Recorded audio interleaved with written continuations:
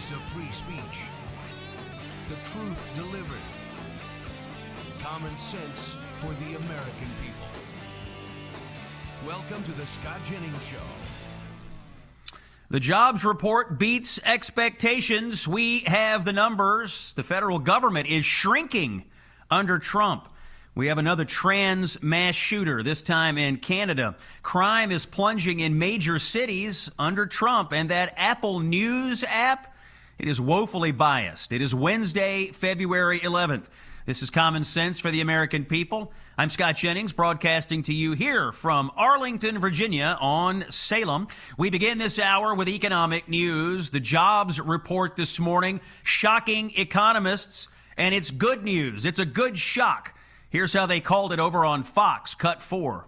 I think a lot of people would say this is starting off the year on the right foot because we're seeing 130,000 jobs added for the month of January. The expectation was just 70,000. We also saw the unemployment rate falls to 4.3%. The expectation there was 4.4%.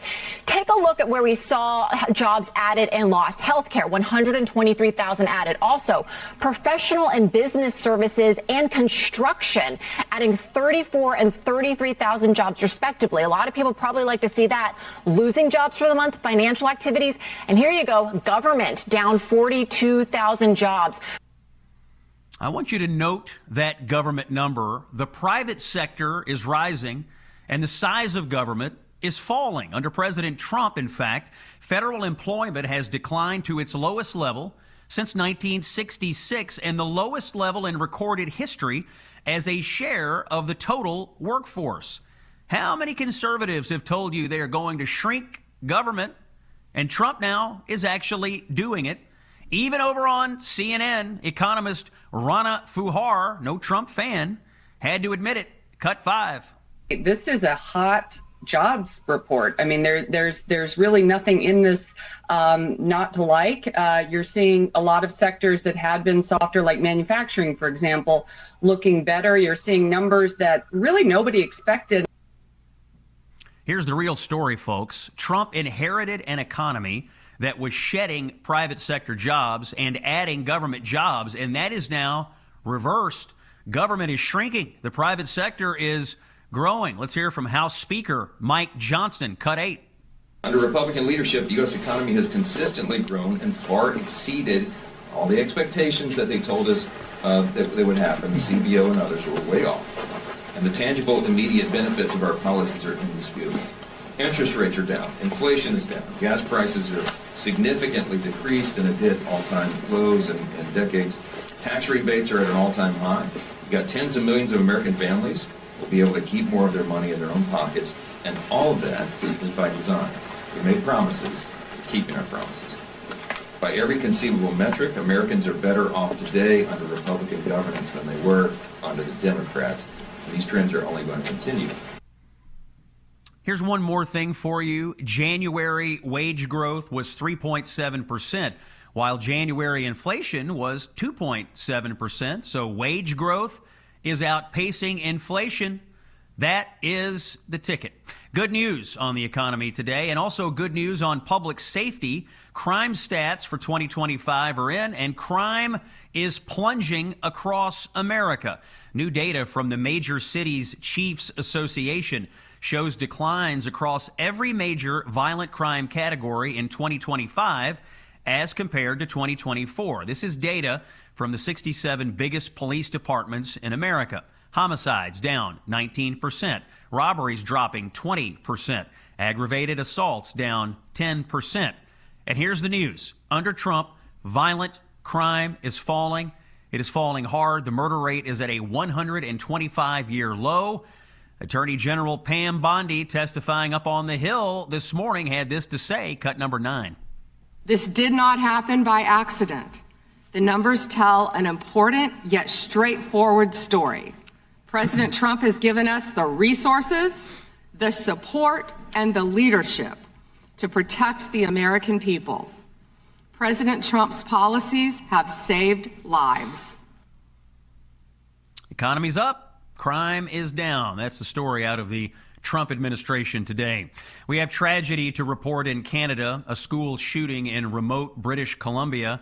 left 7 people dead, while 2 more were found dead at a nearby home. And the shooter is also dead. 25 more people are wounded. And amid the tragedy, ridiculous verbal contortions from Canadian police about the shooter. I want you to listen to this back and forth between the police there and a reporter. Cut 11. That includes the deceased gun person. Okay. And then separately, do you know the gun person's relationship to the gun person? Did you catch that? Gun person? Here's the deal. The shooter is confirmed to be a transgender. It is a male. Transgender to be a woman. News reports are calling the shooter a woman. It isn't. The shooter is a transgender male. And it's adding to the epidemic of trans mass shooting violence that we have seen lately. The shooting suspect here identified as 17-year-old Jesse Strang. Here's another one for the thing they say never happened file. This one in Chicago.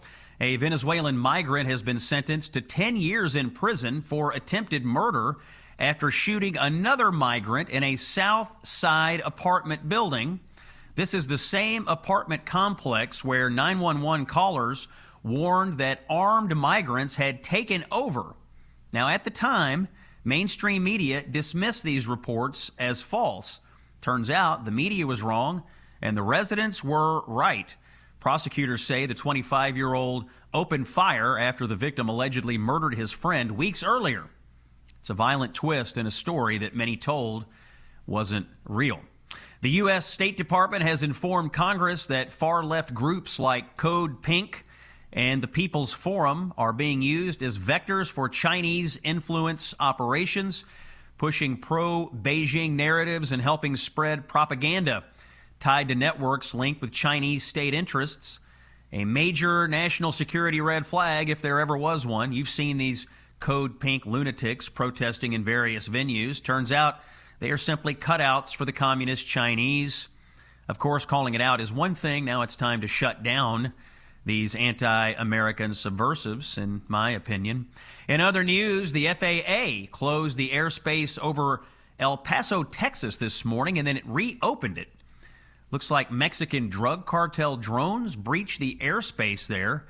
And we'll have to keep an eye on this story about exactly what happened. It's Scott Jennings here on Salem. I want to bring you a quick bit of news about aches and pains. This one coming from Tom in Texas.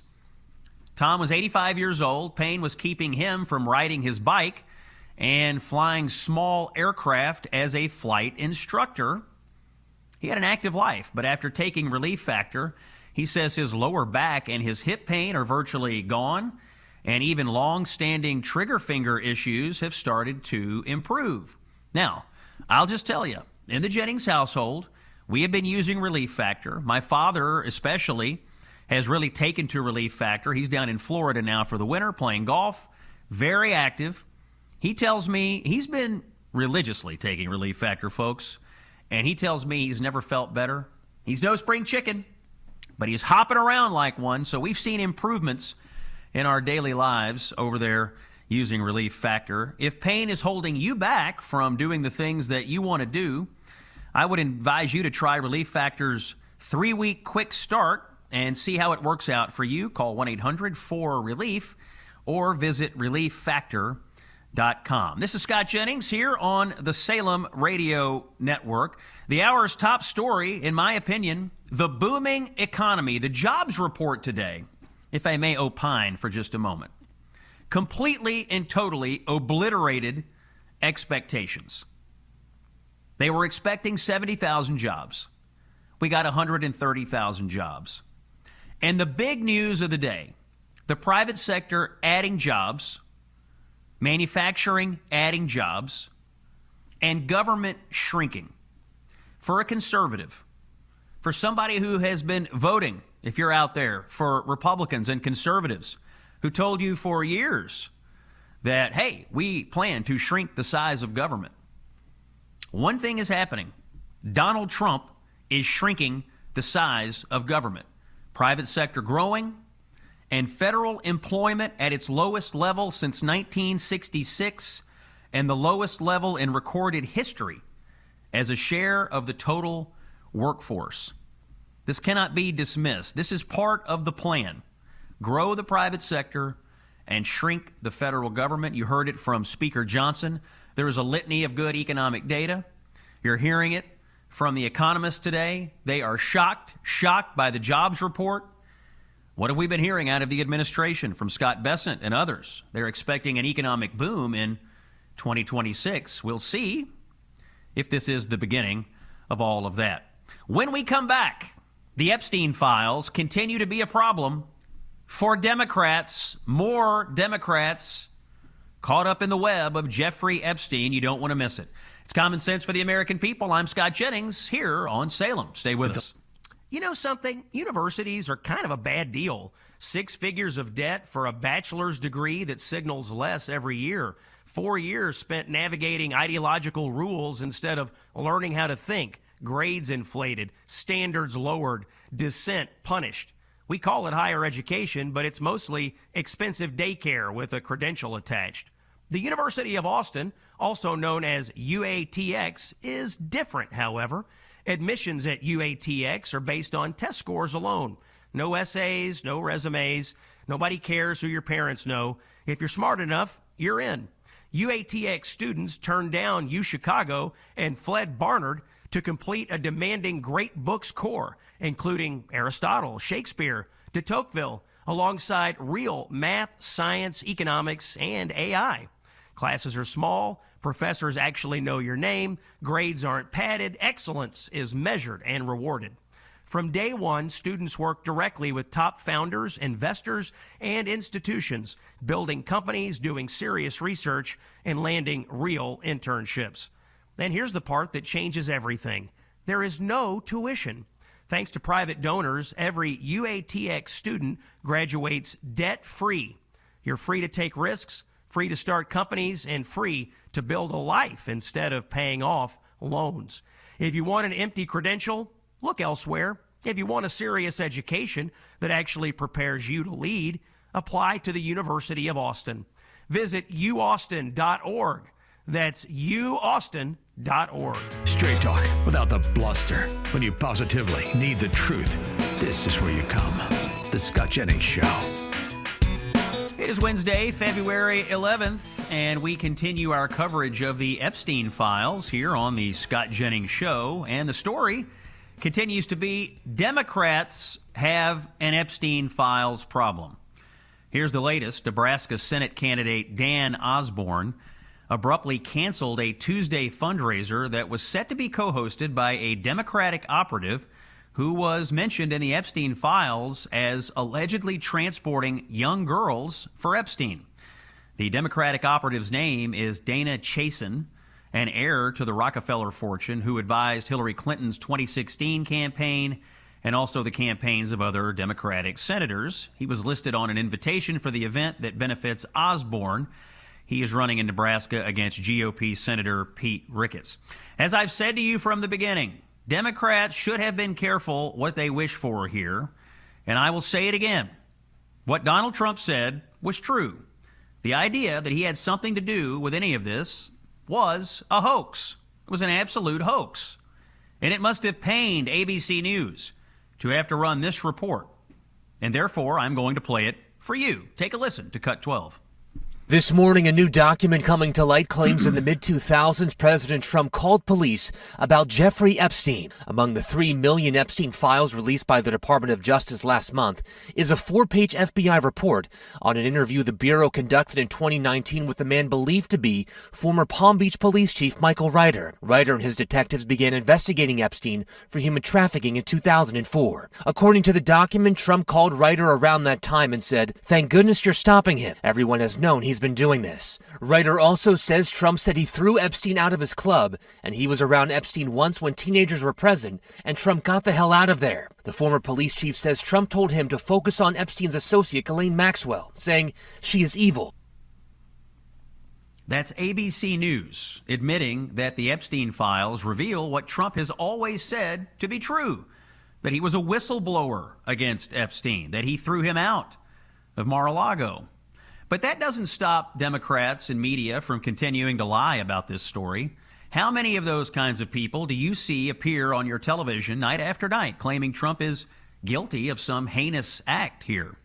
Far too many. And they all know that they are lying, every last one of them. They know they are lying, and yet they keep repeating it over and over again because in the Trump era, anything goes. To the broken-brained Democrat or anti-Trump media person, you're allowed to say anything if it means tearing down Trump, even if that thing is completely and totally false or debunked. Just listen to this exchange between journalist Ested Herndon and Texas Democrat Senate candidate Jasmine Crockett, the highest IQ Democrat in America. Listen to her justify lying about all of this. Cut 13.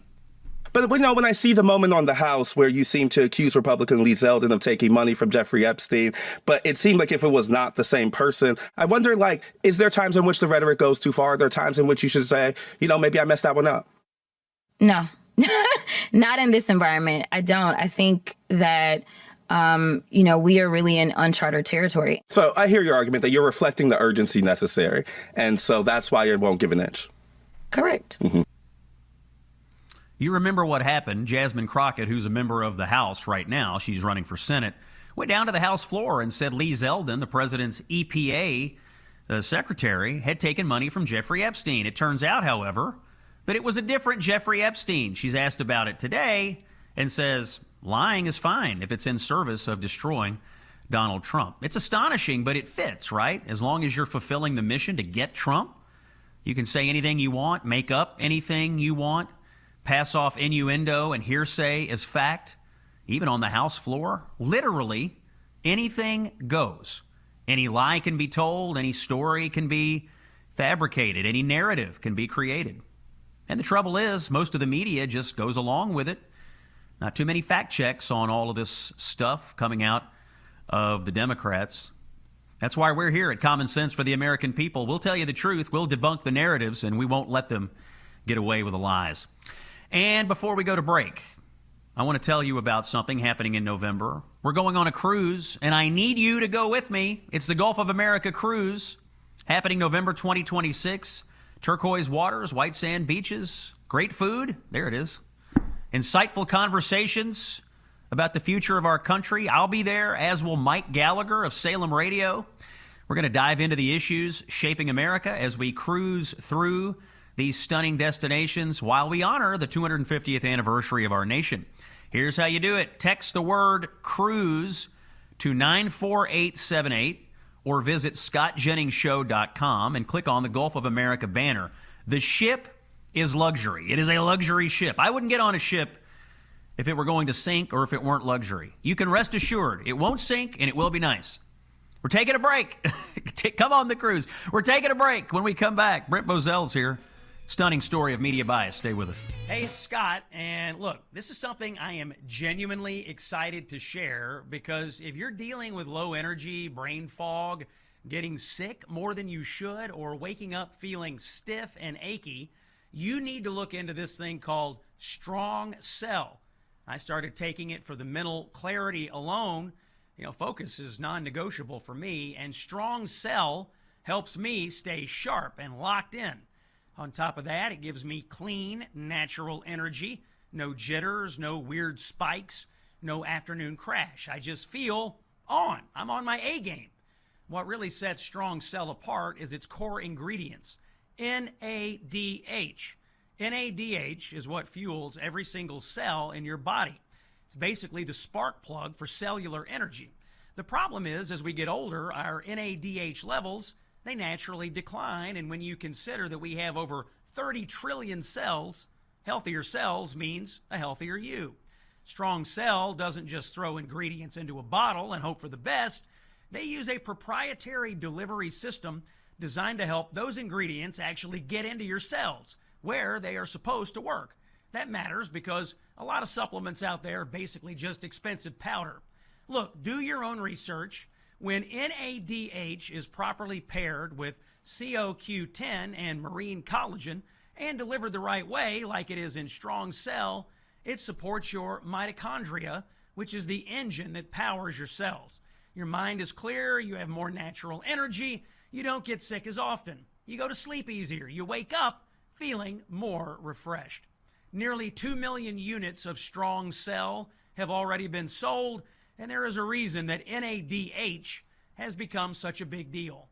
What you put into your body really matters, and you definitely get what you pay for. Strong Cell doesn't cut corners on ingredients or manufacturing.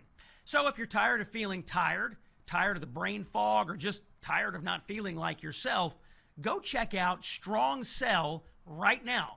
Head to strongcell.com, use code SCOTT, and get 20% off your order. That's strongcell.com, strongcell.com, and use promo code SCOTT. Don't take my word for it, though. Do your own research. I did, and that's why I signed up with Strong Cell. The man who made CNN safe for conservatives again. Here's Scott Jennings. Wednesday, February 11th. How many of you have the Apple News app on your phone? How many of you get push notifications from Apple News? How many of you consult it every day to find out what's going on? My guess is quite a few of you. Coming up in just a moment, David Bozell from the Media Research Center is going to join us. We got to talk about the Apple News app. I hate to tell you this. It is extraordinarily biased against conservatives and conservative-leaning news sites. But first, here's something every parent needs to hear.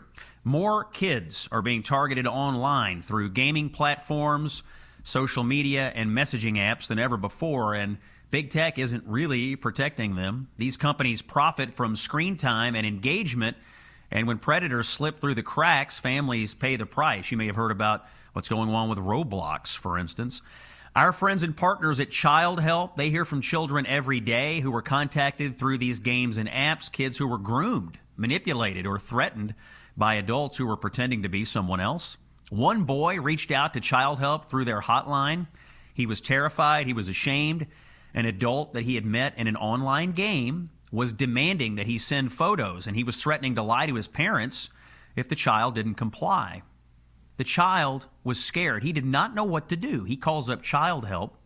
They help him work through the situation. That chat with Childhelp may well have saved that little boy's life. That is why Childhelp matters.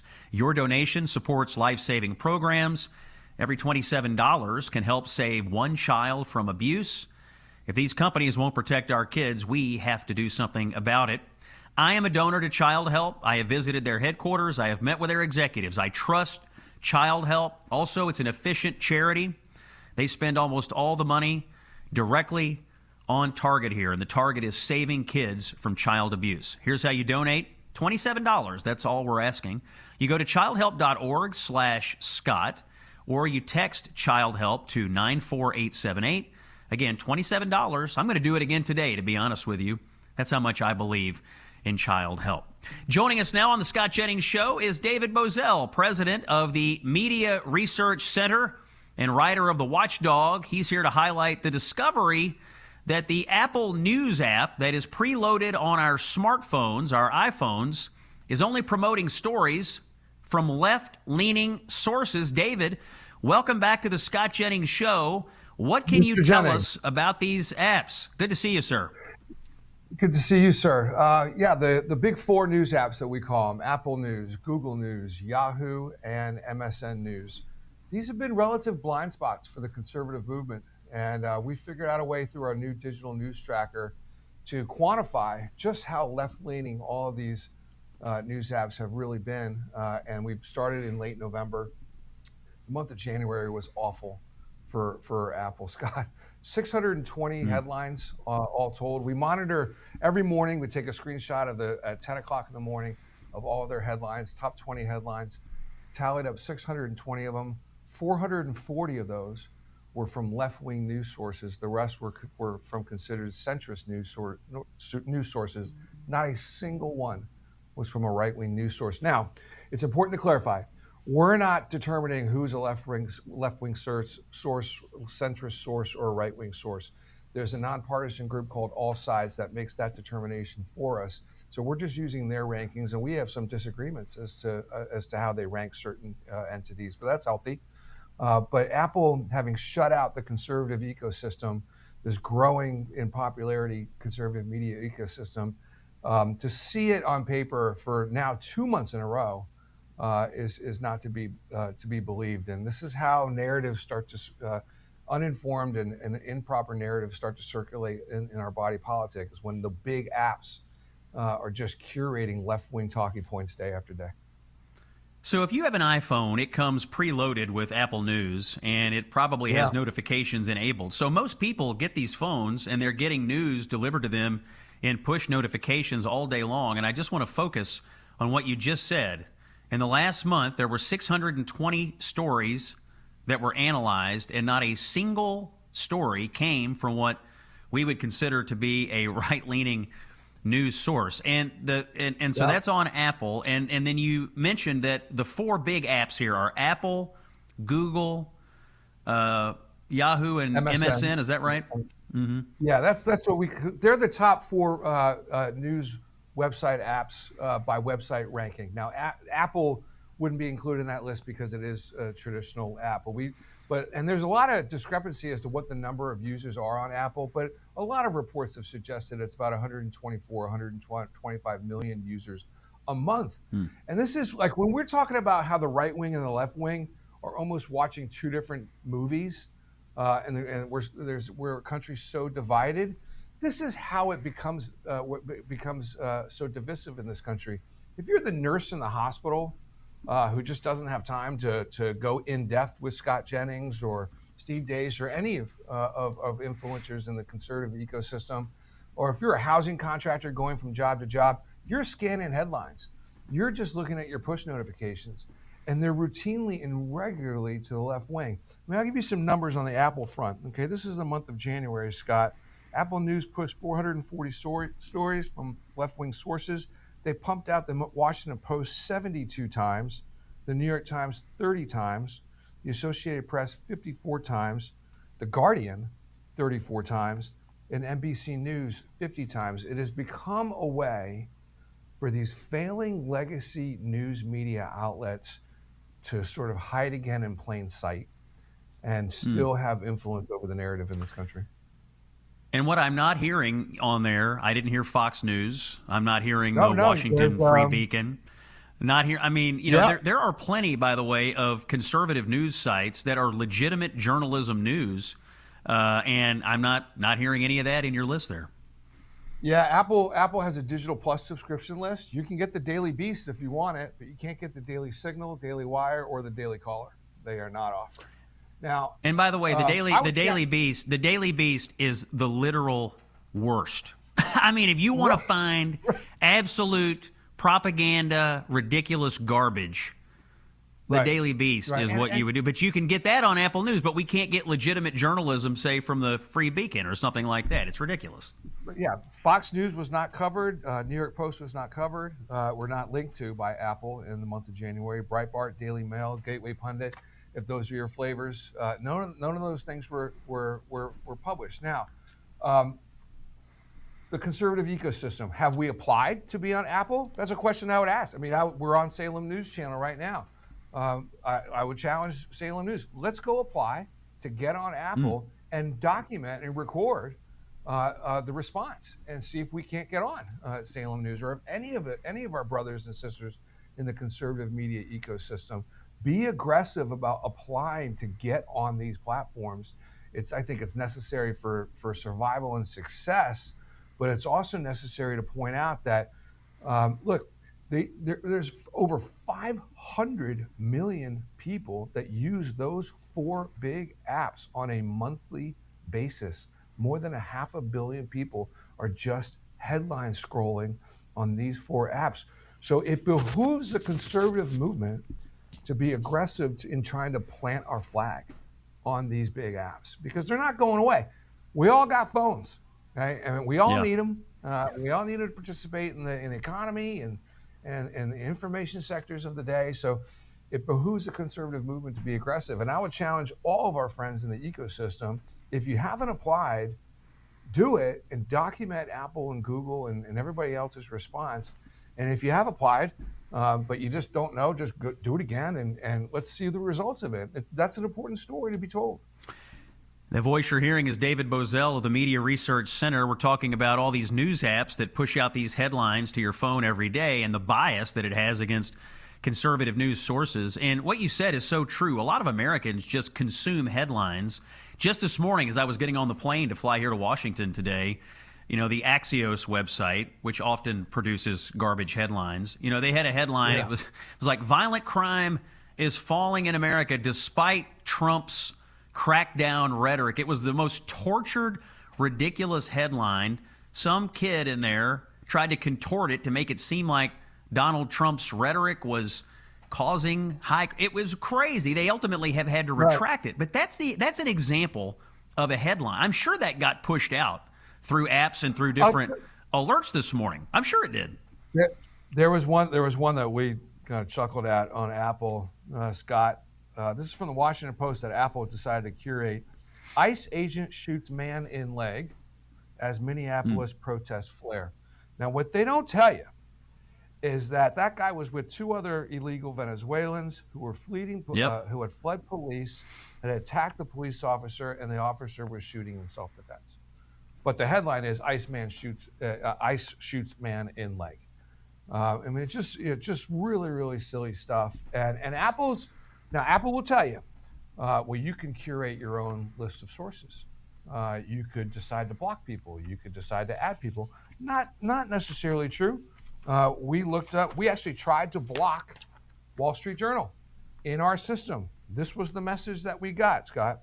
If you attempted to block the Wall Street Journal, quote, and this is a dialogue box that Apple News will give you, quote, if you block the Wall Street Journal, Apple News will stop showing stories from this channel, except when selected by the Apple News editors. So the editors, the all-knowing editors, have all the control, right? So Apple, and Google, and these guys will say, "Well, it's all algorithmically based," and all those types of things. I challenge anyone listening and watching to us right now. Go on your Apple phone, your iPhone, and check up your Apple News app and tell yourself, does that reflect my values? Go on your Android and go look on Google News and ask yourself, is Google News reflective of my values, of my interests, of my likes? Yeah. The answer would be no. So it's much more editorially driven than they want to admit. David, before we go, I noticed Elon Musk was replying to your story here about these apps. Do you have any sense that Elon over at the X platform is going to try to do something about this and maybe offer a competitive, or maybe he thinks the algorithm in X is already competitive to this?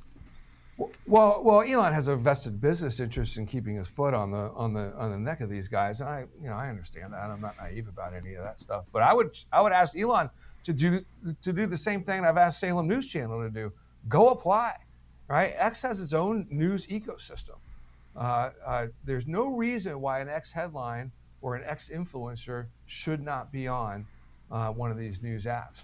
I mean, it is the conversation starter for narrative in this country. Every member of the media is on it, whether they want to admit it or not, but they're still on it. And it's the best user experience of all the apps when it comes to news curation and news reaction, rapid response anyway. So it has the best user experience, and it's where stories start to unfold and start to go viral. And then, the Facebooks of the world, the Instagrams, then they'll take it and they'll go viral on those platforms. But I would absolutely suggest that Elon should go into Apple's den and say, I'd like to apply to be a preferred subscriber on the Apple Plus digital program. Why not? David Bozell from the Media Research Center. You got to look into this, these news apps. What are they feeding you on your phone every day? Well, it turns out they're feeding you mostly left-wing garbage, and they are screening out conservative news sources. David, thanks for joining us today. This is Scott Jennings on the Salem Radio Network. When we come back, Mamdani hiring some of the most anti-Semitic crazies you can imagine in New York City. We have the latest with John Levine of the Free Beacon. When we come back, stay with us. Fighting the left with the best weapon we have, common sense. This is the Scott Jennings Show. Wednesday, February 11th. If you're watching on the Salem News Channel app, you just saw some footage of Syracuse, New York, I think. A lot of snow going on up there. Hopefully it's warmer wherever you are. Thanks for joining us today. I do have a note for you when it comes to wireless service. Here's the note. What most people don't realize is that there is a wireless company that you can choose that actually shares your values, invests in your values. In fact, the company is called Patriot Mobile. It is not just a wireless provider. In fact, they're an activist organization that is funded by selling top-tier cell phone service. They stand in the gap where other companies will not. Now, I've met these guys, personally spoken to them. They are true blue Christian conservatives. They believe in the mission. They believe in your values. They invest in your values. Take it from me, Scott Jennings, on this. I vouch for these guys. Patriot Mobile delivers prioritized premium service on all 3 major U.S. networks. You'll get at least the same or probably even better coverage. They have unlimited data plans, mobile hotspots, international roaming, and more. When you switch to Patriot Mobile, you are growing a movement that fuels the Christian conservative cause. Every time you pay your bill, you're advancing the values of faith, family, and freedom. Also, switching is easy. Activate in minutes. You can keep your number. You can keep your phone or upgrade it. I don't care. Whatever you want. Just switch. That's the main thing. Take a stand. Go to patriotmobile.com/Scott or call 972-PATRIOT and use promo code Scott, and they'll give you a free month of service when you do that. patriotmobile.com/Scott or call 972-PATRIOT. Make the switch today. Scott Jennings is here on the Salem News Channel. What's that, Hollywood, Sean? We do. Fantastic. Joining us now on the show, John Levine, a writer at the Washington Free Beacon. John, thanks for coming in here. Yesterday on the show, we had David Brody from the Christian Broadcasting Network. He was talking about the sharp rise in anti-Semitic attacks in New York since Mamdani was elected. And despite Mamdani's claim that he wants to protect Jewish New Yorkers, it sounds like from your latest reporting, sir, that he is in fact hiring several anti-Israel activists. Tell us about your latest report, John. Thanks for being here. Well, the reason he's not sincere in being able to protect Jewish New Yorkers is that the foxes are in the hen house. And every time he announces a new appointment, you know, you always can go look at the tweets, and they're always deleted. And when I see someone's the tweets were deleted, it's sort of a bat signal where I'm like, there's going to be something under this rock. And there always is. And you can recall deleted tweets. I think I can look at 3,000 deleted tweets a day. Pretty rough, but I can do it. That's my batting average. And inevitably, when you do this, you find examples where they're saying, you know, from the river to the sea, Israel doesn't have a right to exist. Zionists are fascists. You stop the genocide. All the sort of false claims that are made against Jewish people. So the fact of the matter is, the administration is full of anti-Semitic appointments. They don't believe they're anti-Semitic. They're trying to create a new definition of anti-Semitism that cuts out half of the world's Jews. And they're trying to say some version, you probably heard some version is, well, I'm not anti-Semitic, I'm just anti-Zionist. I'm just against half the world's Jews. But the other half of the world's Jews are okay. But it doesn't work that way. So we're not going to allow that, and there's going to be more reporting. John, your article highlights that Mayor Mamdani appointed someone named Alvaro Lopez, who once called the people who were ripping down the flyers of Israeli hostages. Remember that? We saw people going around New York and other places ripping down these flyers. Alvaro Lopez called them heroes when he was the Brooklyn borough director. Tell us about Lopez. He used to be, at the time he said that, he was a senior official, possibly the co-chairman of the New York City Democratic Socialists of America, the same movement that Zoran Mamdani comes from. While he was in that position, he wrote a very, very influential memo about how to sell the Hamas movement to Americans by trying to tie it to declining living standards in America. Why are we sending money to Israel when affordability is so difficult in the United States? It's a very appealing strategy, and it's what the left has employed increasingly on this issue. So then fast forward, Mamdani is elected, and he is first put on the inaugural committee, and then Mamdani puts him in charge, makes him the Brooklyn borough director of, and the specific office is the Office of Mass Engagement, which is something right out of like 1984. Like that's basically going to be when he needs to put together a flash mob on any issue. The Office of Mass Engagement. It's very Soviet sounding. We'll just be able to do that. And he's going to be in charge of that initiative in Brooklyn, which, by the way, is where I think most of the Jews in New York City live, is in Brooklyn. So it's just very disturbing. The voice of free speech. The truth delivered. Common sense for the American people. Welcome to the Scott Jennings Show. It is Wednesday, February 11th. Scott Jennings here. Common sense for the American people. Hour number 2 underway. Let's do a quick check of the headlines. By the way, I have former RNC Chairman Michael Whatley and candidate for Senate in North Carolina coming up in just a moment. But I do want to give you a quick check of the news. Great jobs report this morning, beating all expectations. 130,000 jobs created in the month of January versus an expectation of just 70,000. And the big news in the report is that while the private sector is growing, federal employment is at its lowest level since 1966. Top line, private sector up, government down. President Trump meeting with Israeli Prime Minister Benjamin Netanyahu today in the White House, and this just in to the Scott Jennings Show. The president has just issued a statement. I'll read it for you. I have just finished meeting with Prime Minister Netanyahu and various of his representatives. It was a very good meeting. The tremendous relationship between our two countries continues. There was nothing definitive reached other than I insisted that negotiations with Iran continue to see whether or not a deal can be consummated. So seems like today the president's still showing some restraint, even though we have a huge American military buildup in the region. The manhunt for Nancy Guthrie intensified today as the FBI is now sweeping roadways in Arizona. Yesterday, a man was detained and then released in Pima County after the FBI released footage from Guthrie's front porch on her doorbell camera showing a man in a ski mask. TMZ reports today they have received a third ransom note alleging to have information about the captors, but still it's very unclear what we know about this situation, if really anything at all. And up on Capitol Hill, the push for the Save America Act continues. Senator Markwayne Mullins of Oklahoma lays it out, cut 14. In fact, 82% of the American people, regardless of what side of the aisle you're on, thinks it's a good idea to have to prove that you're actually a citizen of the United States to be able to vote, and you have a picture ID. It's kind of common sense. Oklahoma does it. 37 other states do it. The only 13 states that don't do it are blue states. And we'll pick it up right there with Michael Whatley of North Carolina, former chairman of the Republican National Committee, now the Republican candidate for Senate in the Tar Heel State. Mr. Chairman, good to have you here on the show again. What say you on the Save America Act? What's your advice to Republicans in Congress on this? Pass it.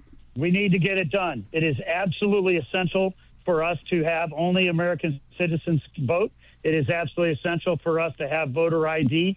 We need basic protections on voting so that we can trust this system. It is an absolute bedrock principle of our democracy that there is one person, one vote, and there's not going to be cheating. We need to get the SAVE Act done, and the Senate needs to get it passed. Michael, Democrats seem to think that Americans are too stupid to figure out how to vote. If you're a minority, if you're a married female, the Democratic argument today is that, well, you're just too dumb to figure out how to register and then vote in a federal election. What do you make of their arguments on this front? Completely specious. The fact is that you need a driver's license or an ID to get on a plane, to buy prescription medicine, to drive a car, or to do any number of things throughout your daily life. Every American has ID, and if you don't have ID, they will get you one for free. This is absolutely just obstructionism at its best, and it needs to be overrun by the Senate Republicans. Michael Whatley is the Republican candidate for Senate in North Carolina. Let's shift gears to crime. The Democrat in this race is Roy Cooper, former governor of North Carolina.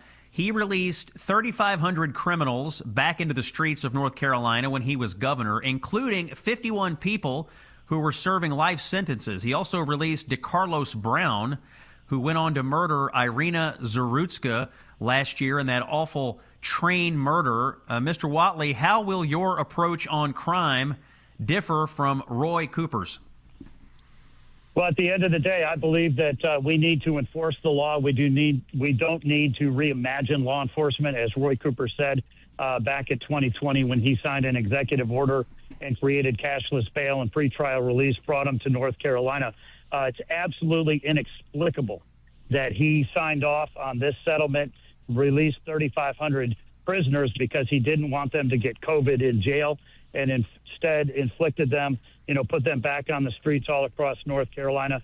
He owes the people of North Carolina an explanation for who is on this list, how they were put on this list, and whether any of the people on this list, other than DeCarlos Brown Jr., went on to commit violent crimes. And when you think about where we are at this stage of a campaign, having an issue set like this out there is very damning for Roy Cooper, but he owes the people of North Carolina an explanation. Let's talk immigration. When Roy Cooper was the governor, he vetoed 2 separate measures that would have required North Carolina to honor ICE detainers. That's obviously in the news because of Minneapolis and other sanctuary cities. What's your view about the situation with ICE in North Carolina? Should we have ICE working with local jails? Roy Cooper says no. What's your view? Well, look, President Trump campaigned throughout the course of 2024 that he was going to secure our border and he was going to deport violent, criminal, illegal aliens and get them off of our streets. He is working every single day on that. By far the safest way to take an illegal alien criminal and get them out of the state is once they're arrested for the sheriff to turn them over to ICE. And that's why we have the detainer system.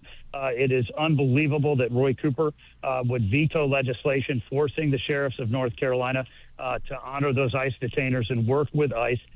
He really, truly wanted to see, I guess, a situation like we see up in Minnesota right now. But it is amazing that Roy Cooper is fighting harder for criminals and illegal aliens than he is to protect his own citizens. Another issue, Michael, that's in the news right now, the idea that illegal aliens are somehow getting commercial driver's licenses, CDL. We recently saw a tragic accident in Indiana. We've seen them in California and other states. What's your view on this? Roy Cooper, when he was governor, issued thousands of commercial driver's licenses to illegal aliens down there. It seems to me we need a crackdown on this system. What do you think? Well, we absolutely do. 54% of the non-domiciled CDLs that were issued in North Carolina by Roy Cooper were to illegal aliens. That is completely unacceptable. And the fact is that Sean Duffy sent a letter to the state saying we are going to suspend highway funding into North Carolina unless you clean this system up. It's yet another mess that Roy Cooper left for his successor. Something going on with the Democrats right now, and I think Roy Cooper is part of it. You have Cooper, you have Andy Beshear of Kentucky, you have Tallarico in Texas. You have a number of these Democrats out there who are trying to wrap ultra-liberal political positions in the Bible. They're trying to browbeat people and say, if you don't agree with us on these liberal positions, well, you're going to hell. You're not a real Christian. God tells me that we have to mutilate children, or God tells me we have to have open borders. I put Cooper in this camp. How are people in North Carolina reacting to these Democrats who are trying to somehow contort the Christian faith into justifying their ultra-liberal political positions? Yeah, it absolutely comes back to the basics, and it comes back to the fundamentals, right? And when you think about what we want in North Carolina is the ability to get married, the ability to buy a house, the ability to raise a family and have your kids go to school and be safe.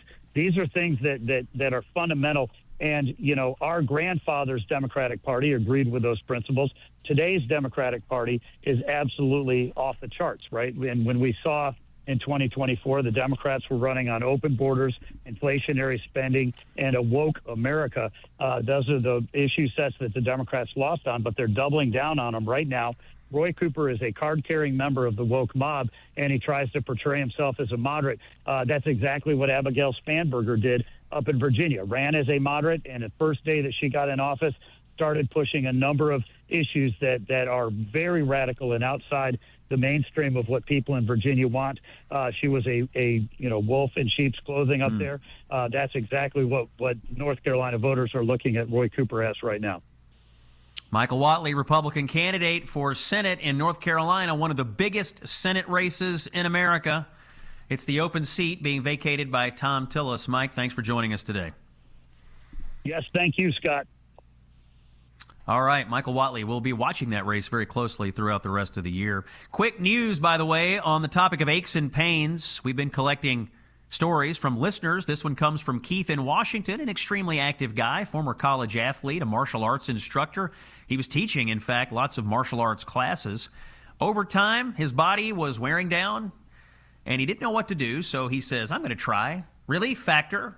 Now, here's the report from Keith in Washington. Knee pain disappearing, neck pain dropping significantly, and he was able to keep training, and he was able to earn his black belt. He attributes that to Relief Factor. If you would like to stay active, if you would like to live your life with less pain, and let's be honest, who among us would not, I would recommend you give Relief Factor's 3-week quick start a try. Call 1-800-4RELIEF or visit relieffactor.com.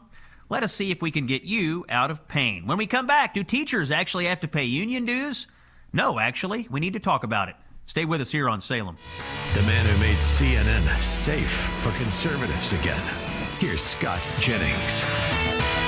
My next guest, one of the nation's fiercest advocates of school choice, here today to talk about teachers' unions and how much they stink. Please welcome Corey DeAngelis to the show, president of the Educational Freedom Institute. Corey, I'm a huge fan. Really glad you have some time for us today. Welcome in. Hey, Scott, thanks for having me. So before we get started, I want to play a little clip from the Education Secretary, Linda McMahon, about teachers no longer having to pay union dues. Let's hear from Linda, cut number 10. Teachers, did you know you are not obligated to pay union dues no matter what state you live in? In 2018, the Supreme Court ruled that public employees, including teachers, cannot be required to join or pay a union as a condition of employment. This was a huge win for American workers. No employee should feel obligated to hand over their salary to a union that is bankrolling political causes with their hard-earned paycheck. Now, Corey, you wrote a piece back in 2025 called How Teachers Can Dismantle the Teachers' Unions. You specifically mentioned this Supreme Court case. It goes all the way back to 2018. Corey, do you think teachers know about this, or are they still sort of toiling under the belief that they have to fork over these union dues? Yeah, of course, the school districts and the teachers' unions aren't going to advertise this stuff. They want to hold these teachers hostage, just like they did with kids' education during COVID when they lobbied the CDC to keep schools closed as long as possible. They want power more than anything else. But conservative teachers, it's time to wake up and smell the coffee and stop funding your political opponents like Randy Weingarten and Becky Pringle, who make over $500,000 a year. And for what? The teachers aren't seeing the money. And so conservative teachers and even rational Democrats need to opt out of their union today. You can go to optouttoday.com, and you can join alternatives like the Teacher Freedom Alliance, where you can get your personal liability insurance for free. Because so a lot of these teachers even if they do know that they can opt out, they think that they need the union because they have a form of Stockholm syndrome. The union tries to convince the teachers that they're necessary to protect them from getting sued. But guess what? The Teacher Freedom Alliance is a free alternative. Donors are covering the cost. Teachers can keep more of their hard-earned paychecks and stop giving it to people like Randy Weingart and Becky Pringle, who are just pushing politics into the classroom. There's a lot of good, sane, normal teachers out there, and the best teachers are getting the short end of the stick because the unions fight against merit pay, and they just protect the worst actors in the system.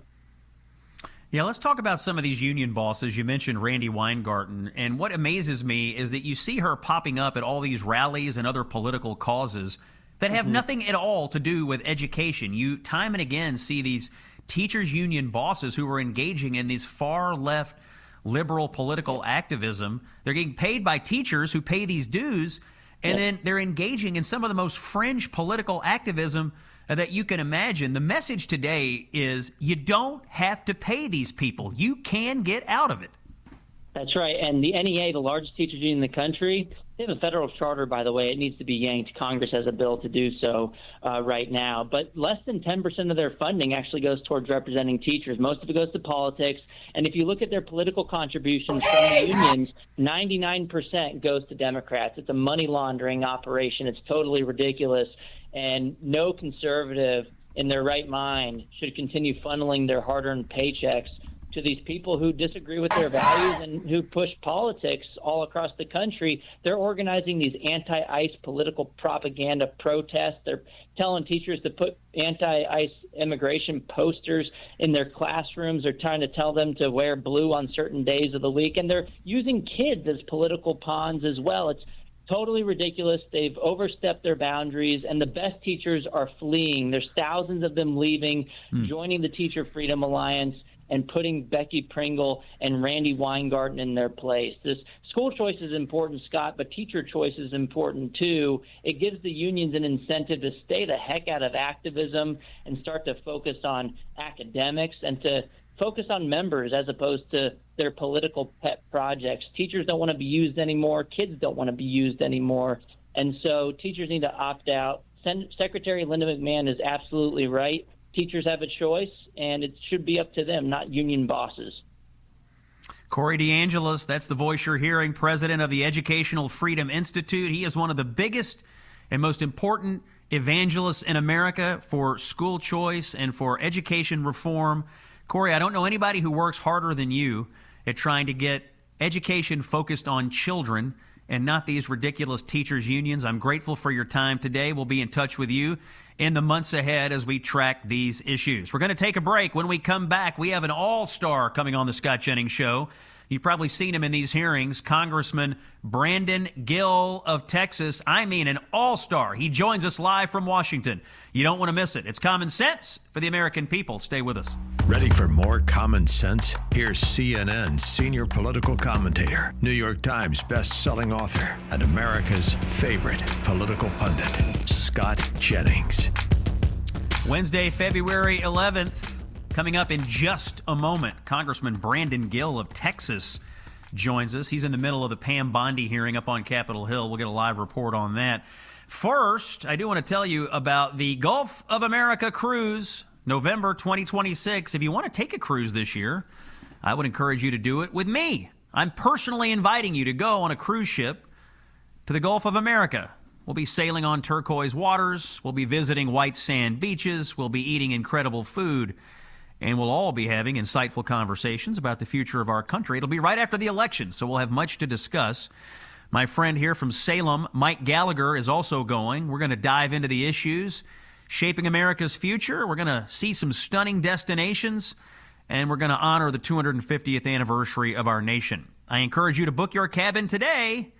Text the word cruise to 94878 or go to scottjenningsshow.com and click on the Gulf of America cruise banner. Cabins are going fast. Get yours today. We're going to have a blast out on the Gulf of America. All right, joining me now on the Scott Jennings Show, an absolute all-star. If you've seen this guy on C-SPAN or on social media, he is a complete and total beast. All-star in the House Republican Conference.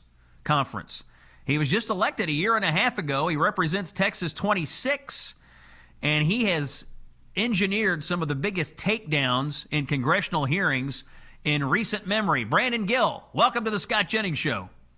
Scott, thanks for having me. Yeah, you are absolutely lighting Washington on fire with what you're doing with some of these witnesses. And you're in a hearing today, actually. I know you've stepped out to talk to us. Pam Bondi, the Attorney General, is testifying on Capitol Hill. We've seen some sparks flying there. Can you give us a report? How's Bondi doing up there today? Attorney General Bondi is doing incredibly well, as you would expect. I mean, you've got a country who is getting back on the right track. You know, the border is secure. We're deporting criminal illegal aliens. Murders are down. Rape is down. Carjackings are down. The country is more safe by far than it was a year and a half ago under Joe Biden and Democrat rule. And all you hear today from the other side of the aisle is Democrats trying to deflect from that, trying to attack the president, attack the attorney general. But the facts are on our side. The country is a better place to live now than it was before. And I think that's what the American people care the most about. Congressman, I'm looking at CNN right now. They have a headline at the bottom of the screen. Apparently, Bondi has said that they have, quote, pending investigations in the Epstein case. Is that something you got more information on today? What can you tell us about that? I think that's an ongoing investigation that we've been working with this for quite some time. The administration has released an enormous amount of the Epstein documents, and remember, this is something that we voted on in the House just a couple months ago. The DOJ had a very small amount of time to go through an enormous amount of data. And what their goal is, she's articulated this well, is to protect victims, to protect the people whose names may not want to be released. And that's what they've been working through, and that's what we're continuing to do. Congressman Brandon Gill is our guest here on the Scott Jennings Show. Congressman, you recently introduced the Somalia Immigration Moratorium Act, which imposes a 25-year moratorium on immigration from Somalia into the United States. Obviously, this is in the news because of all the fraud that we've seen in Minneapolis. Tell us, why is this so important to do right now, and what are the chances of passage in the U.S. House? Well, I would first say, we've got to ask ourselves, what is the purpose of our immigration system? And I think the answer is simple. The purpose of our immigration system in America is to benefit American citizens. There's no other reason it exists. And we ought to be able to determine, as a sovereign country, as a sovereign people, who can come into our country and who can't. And they need to come in on our terms, and they need to benefit our people. And we've seen mass migration for several decades now, including from Somalia. And what has been the result? We've seen the Somali fraud scandal just in the past couple months. It infuriates the American people to see their tax dollars being laundered and stolen from them to the tune of billions of dollars. But one of the other things that you also see is that the Somali community in Minnesota uses welfare at an astronomical rate. 81% of Somalis and 82%, of Somalis in Minnesota are on welfare. Even after being in the United States for 10 years or longer, 78% are on welfare. And we used to have what's called the public burden doctrine in immigration law, and that simply stipulated that you can't come into the country, you can't immigrate into the country and hop on welfare, that we're going to make sure that the people who come in are going to be self-sufficient. We cannot allow people to come in and for us to pay for their food and their housing and their health care and everything else. We've got our own problems to deal with. So I think it makes total sense for us to simply say, we want to shut off immigration from Somalia. It's not benefiting the American people. The American people don't support it. We want to allow the people who have come into this country to assimilate, which is not happening right now. And we want to, again, put the American people first. So I introduced this bill. It's a 25-year moratorium on Somali immigration. I think that is a common sense, pretty moderate solution for some of the problems that we've seen recently. We've got several co-sponsors on our side of the aisle who popped on it, and we're going to keep pushing it. Congressman, I agree with you that we are not doing a good job of figuring out who we're bringing into the country and asking a question, does this benefit the United States of America? Another area where I think we have a lot of abuse is in the student visa program. We're allowing a lot of people to come into our country on student visas. They immediately get to campus and they espouse anti-American, anti-Western views. They come here essentially to destabilize and overthrow our country. What can we do about the student visa abuse that we have in our immigration system? Yep. Well, I've worked on legislation that would stop foreigners from hostile foreign countries coming into the country and studying in areas that are not in our national security interests, for instance. Coming in here from China to study nuclear engineering or aviation or areas that can be used militarily against the United States. But in my opinion, I think we ought to drastically reduce the number of student visas that we allow into our country. We've got our own people that we want to educate, we want to develop. And I think that ought to be our top priority, not bringing in foreigners to take our students' place in our institutions. We've got problems already with our institutions, college campuses, for instance, being just indoctrination camps. And it doesn't benefit us for somebody to come in from another country, become indoctrinated into anti-American left-wing ideology, and then take that back to hostile foreign regimes to then be used against us. So again, I think that we've got to totally right-size and reorient the way that we think about immigration in America and come back to the basic principle. Does this help our people? Does this make life better for Americans? Does this increase our national security and make America a stronger country? And too often the answer to that is no, and we've got to fix that. Congressman Brandon Gill of Texas is our guest. Yesterday, Congressman, there was a big hearing with ICE and Border Patrol up on Capitol Hill. We have seen increasingly unhinged rhetoric from Democrats. In fact, one of your colleagues, a Democrat congressman named Sri Tanadar, essentially threatened ICE officials and basically said if Democrats take over in 2028 in the presidential election, that they're going to try to throw all these ICE and Border Patrol people in jail. What do you make of these threats? Is this appropriate for a member of Congress to be throwing out threats to high-ranking officials in our government who, frankly, are doing nothing more than enforcing existing U.S. immigration law? Of course it's not appropriate. I mean, what you have is the left in our country who is going all out against the rule of law, all out against the president and Republicans. We hear the rhetoric every single day in our committee hearings that Republicans are Nazis, ICE agents are the Gestapo. You know, at some point it gets old, but the problem is that it does incite violence against law enforcement and against conservatives. You know, you would think that after Charlie Kirk was assassinated that the left would take a look at themselves and think maybe we should tone things down a little bit. Maybe we should stop labeling the people across the aisle as Nazis. But they haven't. But, you know, I think that the left sees immigration as an existential political issue for them, and that's why they're going as far left as they have been on this issue. They see it as we've opened up the borders for 4 years under Joe Biden. We let in 15+ million illegal aliens. And what we want to do is we want to provide those illegal aliens eventually a path to citizenship, which is something that they've been pushing for. But in the meantime, we want unsecure elections. We want the illegal aliens to impact congressional apportionment. In other words, we want to weaponize immigration to rig our election system against Republicans and in favor of Democrats. And in order to do that, they believe that that is their political path to power. And this isn't something that's a right-wing conspiracy theory. These are things that the left has talked ad nauseum about. I mean, they've written books about it. But I think that's why they see this as their path to power. And they see ICE and what the president is doing to enforce our immigration laws as existential politically for them. And they're willing to do anything under the sun to stop them. Congressman Brandon Gill of Texas is our guest. And on the front of U.S. elections, this just into the show, it seems like the House this morning, or maybe just a few minutes ago before you popped on here, approved the rule, I guess, that will lead to the vote for the Save America Act. The final tally was 216 to 215. The only Republican to vote no was Thomas Massie of Kentucky. Are we going to see the Save America Act pass today or sometime before the end of the week? What's the future here? Well, it'll definitely be before the end of the week. We're going to get this passed out of the House. I expect every single Republican, perhaps maybe minus one, but other than that, every single Republican to get behind this. This is good legislation. And it's as common sense as it gets. The American people want to know that they live in a sovereign country, that the people who are citizens actually are the only people who get to determine how our political system operates, that you can't have foreigners influencing our election system. And that's why the vast majority of Americans, it's 70, 80%, depending on the poll that you look at, agree with voter ID laws.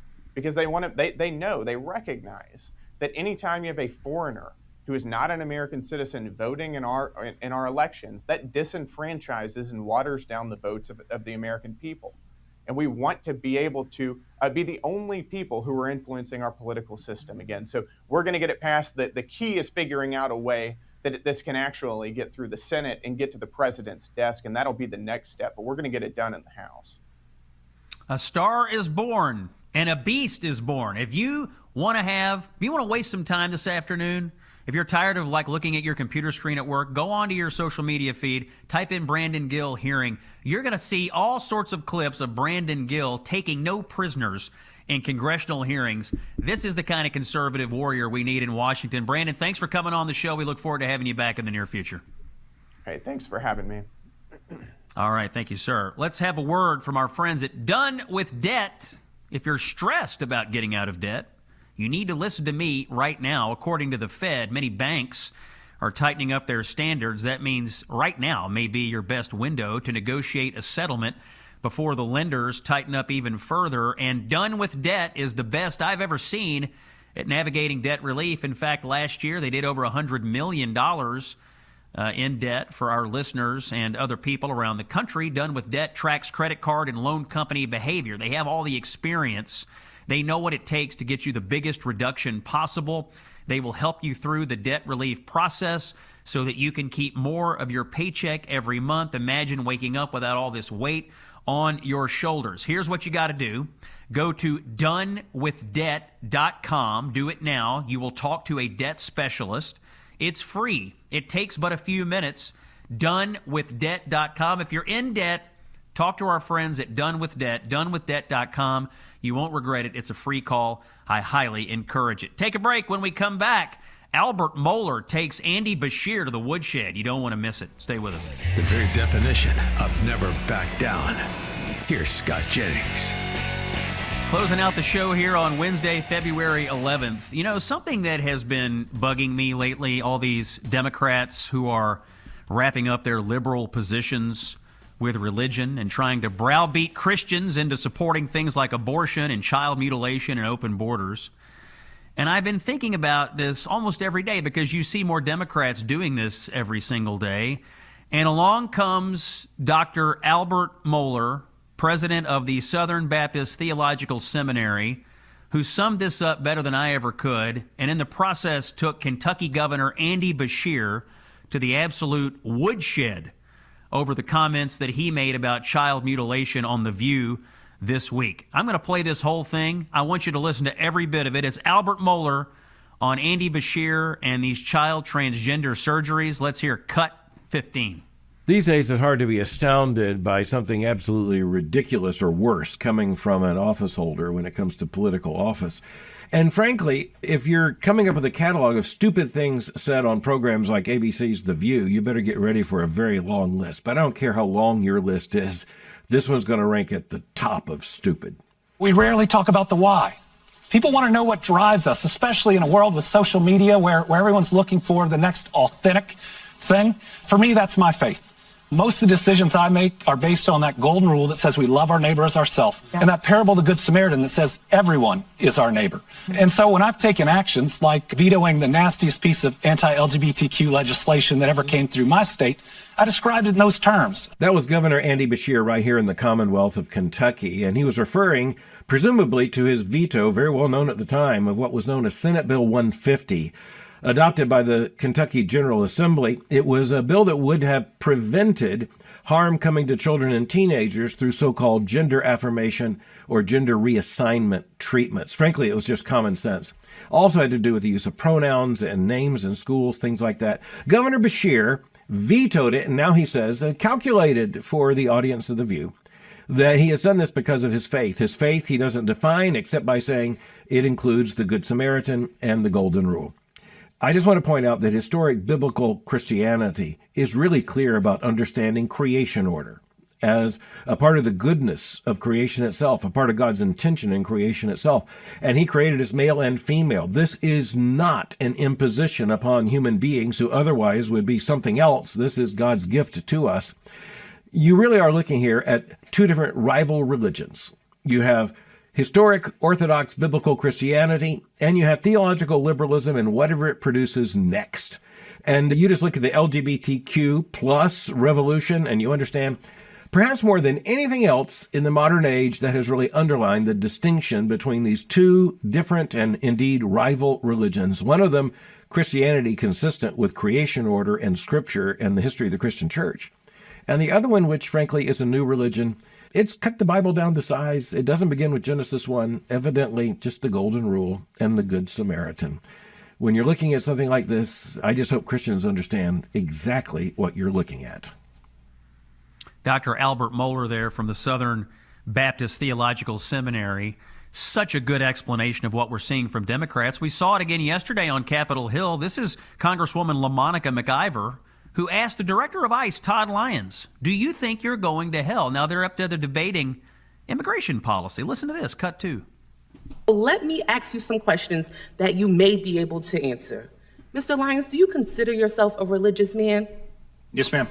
Oh, yes. Okay, well, how do you think Judgment Day will work for you with so much blood on your hands? I'm not going to entertain that question. Oh, okay, of course not. Do you think you're going to hell, Mr. Lyons? I'm not going to entertain. Of course not. How many government... The gentlelady will suspend. The gentlelady will suspend. Chairman? A gentlelady will suspend. As I said, the issues we're debating here are important to ones that members feel deeply about. Thank you. While vigorous disagreement is part of the legislative process, members are reminded that we must adhere to established standards of decorum and debate. The witnesses are here voluntarily, and I will continue to remind members that while oversight is important, aggressively attacking those witnesses personally is inappropriate and not in keeping with the traditions of our committee. Mr. Chairman, I'm just asking a question. You guys are always talking about religion here in the Bible. I mean, it's okay for me to ask a question, right? Do Democrats think that Christians in this country are going to respond to this? First of all, nobody believes that LaMonica McIver is a credible theological source or a credible source on who is or isn't going to hell. We're not going to be lectured from the pro-abortion, pro-child mutilation crowd about who is and who isn't getting into heaven or who is and isn't going to hell. This is going to backfire on them badly, whether it's McIver or Andy Beshear or James Tallarico or any of the rest of them. Thanks for listening. We're done for the day. Back tomorrow. It's Common Sense for the American people. I'm Scott Jennings. See ya.